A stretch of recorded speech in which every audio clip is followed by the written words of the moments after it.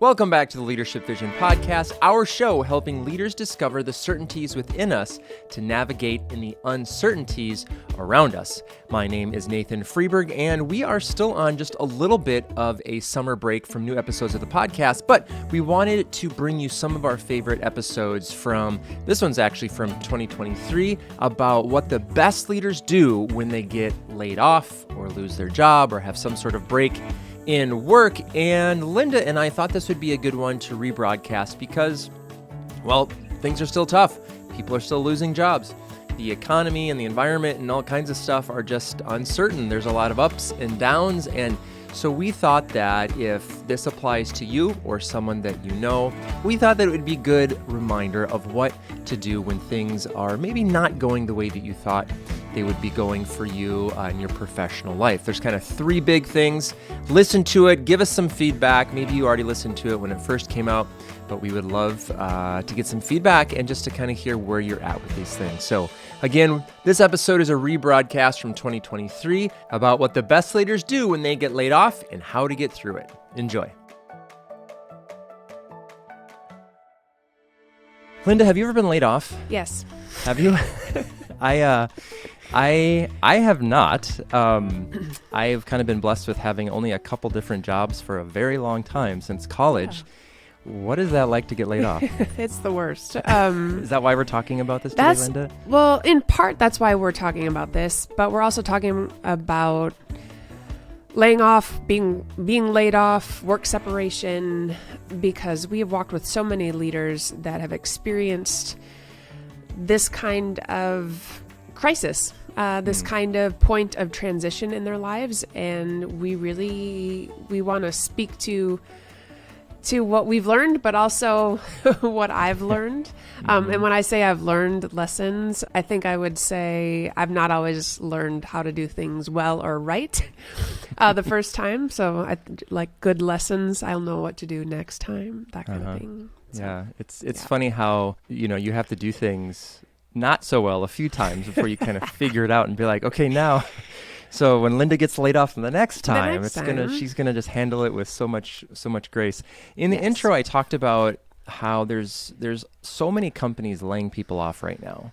Yep. And it's odd to me because there's also so many companies who just can't find enough workers. And I realize there's maybe different types of workers for the work available. So Linda, let's talk a little bit now, kind of at a high level, about this process of being laid off. You've been on both sides of this. You've been laid off a few times. You've laid people off a few times. What are some maybe big picture, high level things that we should be thinking about before we get into our three specific points here? Okay. Well, to be technical, I've been a part of a reduction in force twice. Oh, a RIF. Okay. Okay.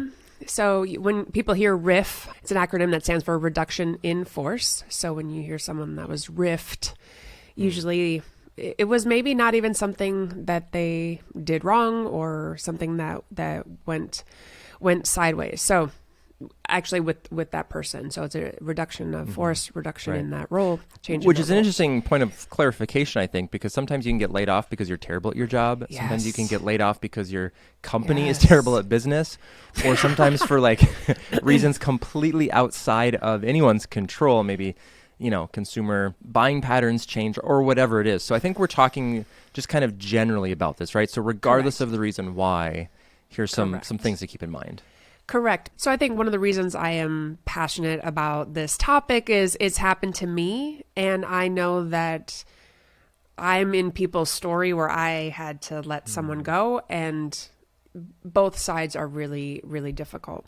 I also know that there is the extremes of euphoria of being released and the trauma of what am I going to do now? I thought this was my trajectory.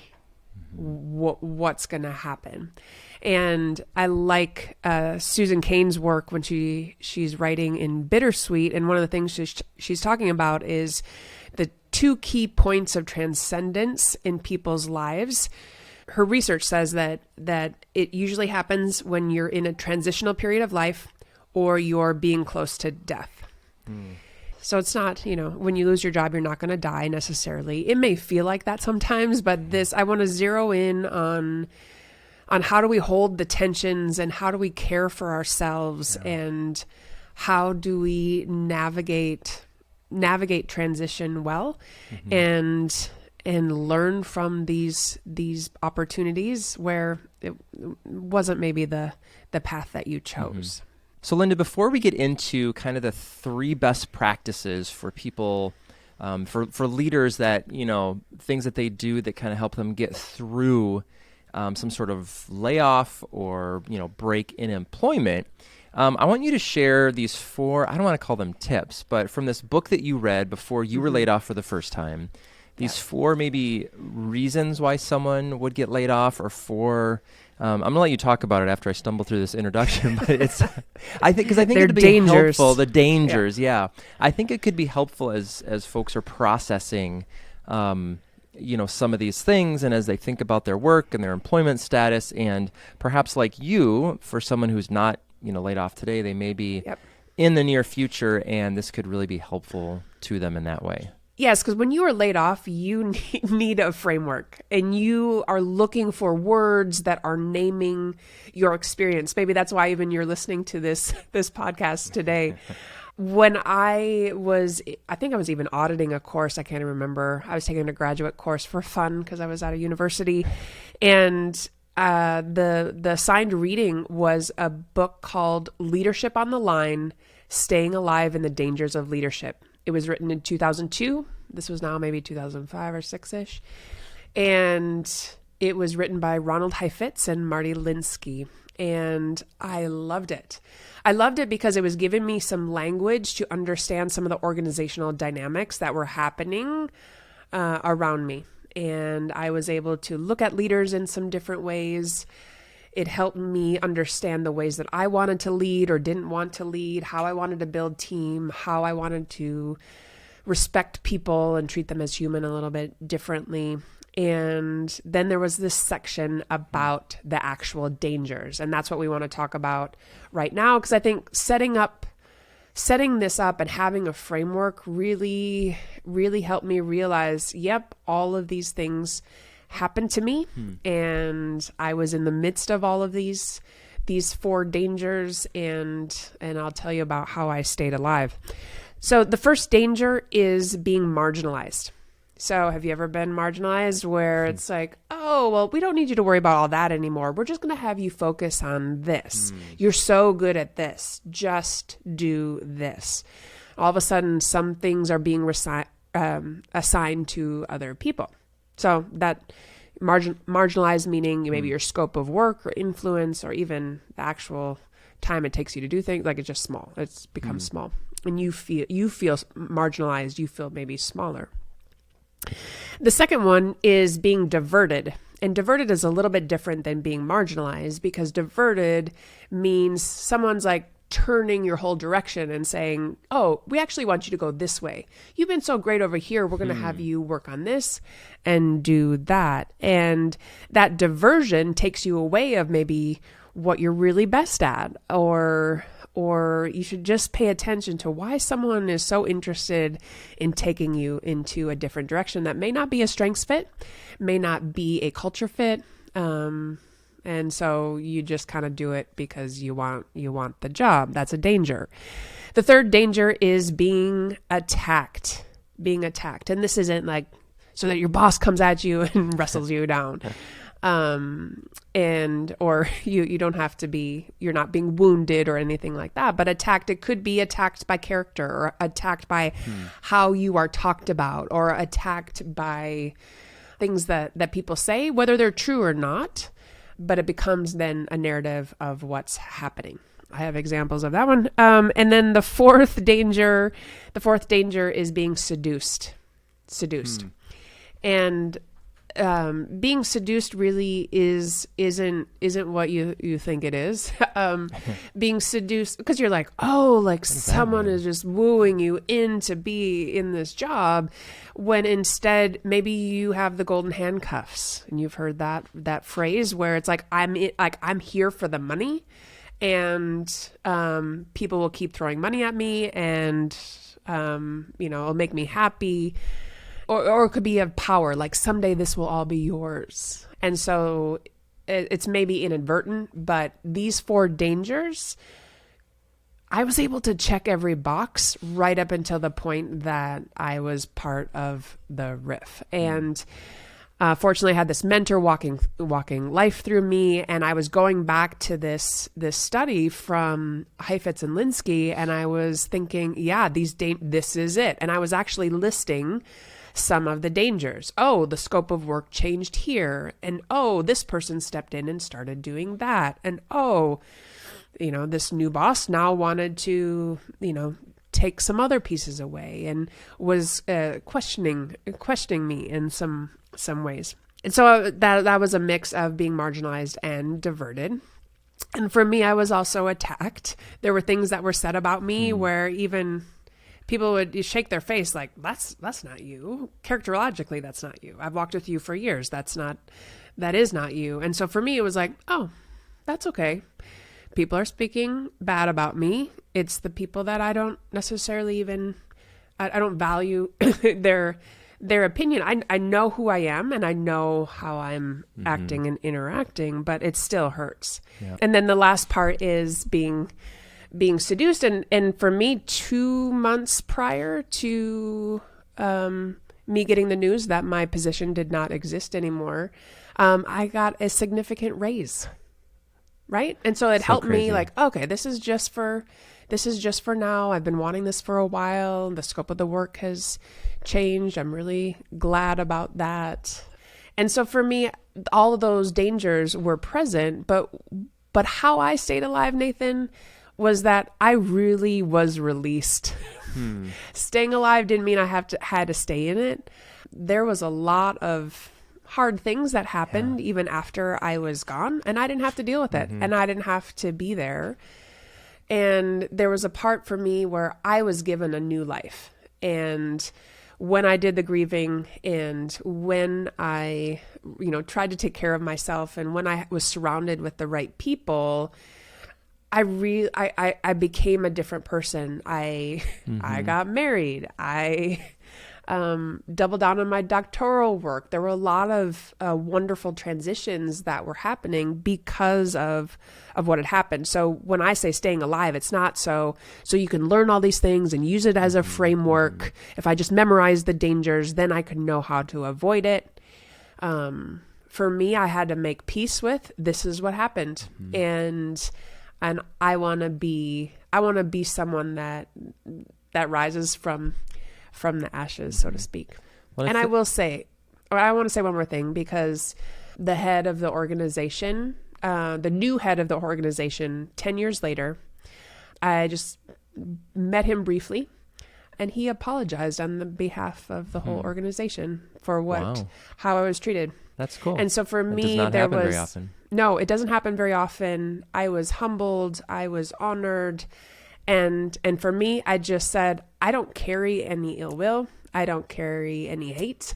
And I kind of got a better deal from it. And I love what I love what I am doing right now. Well, and I love that idea of staying alive, because that's what we're going to talk about here in the rest of the episode. There's really three kind of tips that we have found that leaders such as yourself, when they've been laid off, that they do these things, 3 things really well. And I'm going to read them, and then we're going to unpack them. So number 1 is self-compassion. Number 2 is self-care. And number 3 is reaching out to your people. And you hinted at all 3 of those things in sharing of your story. So let's go and unpack these a little bit. So, Linda, the first one is this idea of self-compassion. And I love this. I think this idea of self-compassion, Krista Neff's work, is something that we should all be doing in a variety of aspects of life. Just a sort of side note, but it's interesting to me how many books that I've read this year, not about self-compassion, about other things kind of related to the business world and other things that cite self-compassion as a key component for leadership. And they all kind of point back to this idea. So how does self-compassion help us in situations of being laid off or being rifted or whatever it is? Yeah. So self-compassion involves understanding a common humanity and practicing mindfulness and then kindness to yourself. When I think of those three, I think of the common humanity and being able to say, I'm not just a statistic. Other people have experienced this. It's looked a little bit different. There were maybe different things at stake. Maybe when you're young in your career and you don't have other mouths to feed and you're all on your own, like that's a little bit different than how am I going to provide for my family, or where are we going to live, or how are we going to make that transition? Right. So common humanity says this happened, that other people know and have walked in the shoes that I have. When we talk about mindfulness, we're talking about being aware of how you're feeling and what's happening. When the waves of grief come and maybe you feel really sad, or you're wondering why your coworkers are doing, maybe there's a sense of, you kind of feel like, whoa, I can do whatever I want this morning. I don't have to be ruled by this, and this. And checking in with yourself and being mindful for how you're reacting, how you're interacting, and then which leads to the last one, which is kindness, and that is expressing like kind sentiments, like you can get through this, you can do hard things. It's okay to go back to bed if you want to. What would be the sentiments that you would tell a dear friend? We have found that practicing self-compassion and being able to feel whatever you need to feel, but then being kind to yourself and mindful of what's happening really allows people to make the transition from a very traumatic, perhaps, event. Or maybe they don't understand how they feel, or maybe they just feel numb for a little bit, and that's okay as well. But when we've seen leaders succeed and come out the other side, some of them have done things like detoxed for a couple months. People that have been in really tough roles, and they were released not by their choice. All of a sudden, they're about to experience a new kind of freedom, and a lot of people need permission to be kind to themselves in that space. I think that's the hardest part of self-compassion, is that self-kindness versus self-judgment. Yeah. How do you do that, Linda? Is there something that you found from these leaders? I know for myself, sometimes it's repeating something like over and over again, like this is hard, this is difficult, this sucks, this isn't what I would have wanted. But I mean, what have you found people, or even yourself, that does that kind of is helpful? Sometimes it's saying, "You got this." What are the phrases you could say to yourself that remind you of who you are, which eventually we'll talk about in one of the other points. But this definitely is a journey. It involves a softening and almost like zooming out from your own person and saying, how do I be kind to that person who just was a part of a reduction in force, or the company doesn't exist anymore, or the whole arm of the company is not there anymore. So what would you say to someone that was the primary breadwinner for their family? They get laid off and they're like, you want me to be kind to myself? I got mouths to feed. I don't have time for this. Yep. Like, what would you say to that person?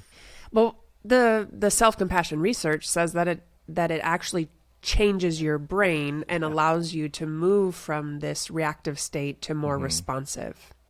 And so it's getting into being more comfortable with yourself so that you can respond better, show up a little bit different when you have to, do the networking session and, get dressed up again. And then maybe sometimes it's give yourself permission to be like, this is hard. Yeah. And to say to yourself, I feel bad that I'm in this situation. Yeah. Well, and I think that's maybe the distinction here of, this idea of self-kindness versus self-judgment is that I think people either they just like get really mad, they start beating themselves up or beating other people up mentally, not hopefully physically. No. And it like that doesn't do any good, right? That's not going to help. That's not going to help you find another job. Or they completely ignore it and be like, nope, this is fine. I can do this. This is fine. This is fine. This is fine. When really they need to just like acknowledge what you're saying of like, this is hard. Yeah. This is a difficult thing that happened. And that's kind of getting in more of the common humanity piece of it versus isolation. Correct. And I think in some ways the anger is okay. When it's directed at a person or when it's, vengeful, that's a little bit different. But to acknowledge, I'm angry. I'm mad that this happened. For me, the first riff that I was a part of in 2007, I was like, what? Yeah. I just had pulled the whole team together. What? And I felt a sense of injustice of like, what? Like, and then why at the in October, towards the beginning of a school year when I'm working in academia. So it was an interesting journey that way, but I needed to recognize that the anger and find ways to harness it for good. We could talk about this forever, Linda. I think you and I are passionate about self-compassion, as we have really kind of discovered this in the last year or two. I'm going to include some links for our listeners if they want to go deeper into this idea. The second thing that the best leaders do is this idea of self-care. Talk about that, because that is a word that is pretty popular right now. How does that apply to this situation here of being separated from work? Yeah, this self-care comes with, all right, this is an in this point of transition, how do I really care for myself? What are practices that I can put in place to start exercising more, eat better, sleep more? What would be this transition time? And how do I make the most of it? And some people just, they forget it. Right. And for me, it was similar to when I was diagnosed with cancer and people were saying, take care of yourself, keep moving, keep walking. Even one of my surgeons, his advice was, don't get chunky. I was like, that's hilarious. Awesome. Thanks. I'm like, thanks, no problem. I mean, chemotherapy makes you a little toothpick. Could, and that happened to me. Anyway, all that to say, same thing in this point of transition, in this point of bittersweetness, maybe. How do you practice self-care? How do you, all right, just lace up your shoes and go for a walk in the morning? For me, I found that I had a lot of time, and I was like, well, usually at 10 o'clock in the day, I'm doing this, or usually by noon, I'm meeting with someone and we're making decisions about the future or whatever else. But there are practices that you can do that are free. Which is good, because oftentimes and this has happened in my life, when I have money, I don't have the time, and when I have the time, I don't have the money, and sometimes that was the point of transition for me. And so the things that I learned, I started eating better. I started taking care of myself. I found that I was sleeping better at night because I wasn't carrying the weight of the world on my shoulders, and I had to make peace with that was okay. And fortunately, I had people that were affirming that, nope, just walk that path. You keep running. I was in California, so I was running on the beach every day. So, well, and I feel like this is such a good reminder for all of us, and maybe all three of these are just, leaders should be doing this stuff all the time. We're applying it to specifically to kind of this one life situation. But someone once told me that, your habits and your discipline and the things that you can do on a regular basis, then when you do run into some sort of like crisis or big life-changing situation, you're not scrambling to be like, oh my gosh, my health is suffering. Now I need to, in addition to finding a new job, I need to get healthy and work on my mental health, my physical health, my mental health, like do all this other stuff. So really implementing this, hopefully, you're not going through some sort of a job shift right now, and you can kind of do some of this stuff before it gets to that. So, Linda, the third point here, what the best of the best leaders do in some sort of job transition, is that they reach out to their people. In points of transition, especially if it involves job loss, find the people that know you. Find the people that know the best parts of you, the ones that can help you be kind to yourself. And they will say things to you like, I see you on the other side of this. Oh, this is great. Or I'm so excited for you. Now, sometimes you want to flick those people in the head like, well, then why did this happen to me? But what I would say is sometimes we get so focused on like, get out there and network and be all slick and, You can just go through your list of contacts because who can help me get a job and da-da-da-da. Sometimes you just need the people to walk alongside you.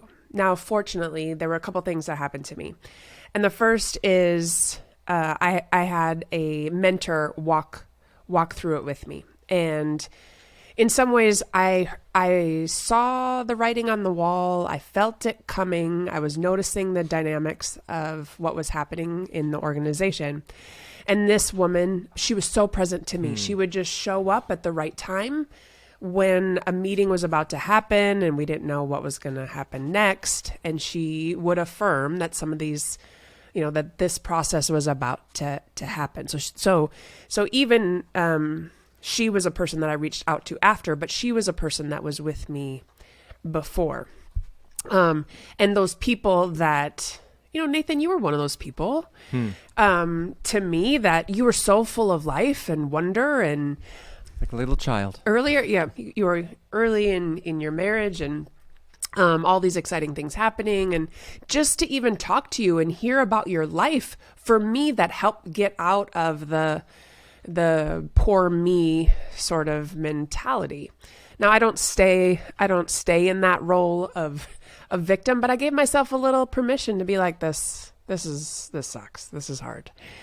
Being around people like you, meeting others that were so full of life, it just reminded me that's where I want to be. And so as I was reaching out to people, it wasn't just to network because they would lead me to the next role, opportunity, career, but it was, how do you listen in a different way, right? So when you're in that point of transition, you just need people to walk alongside you.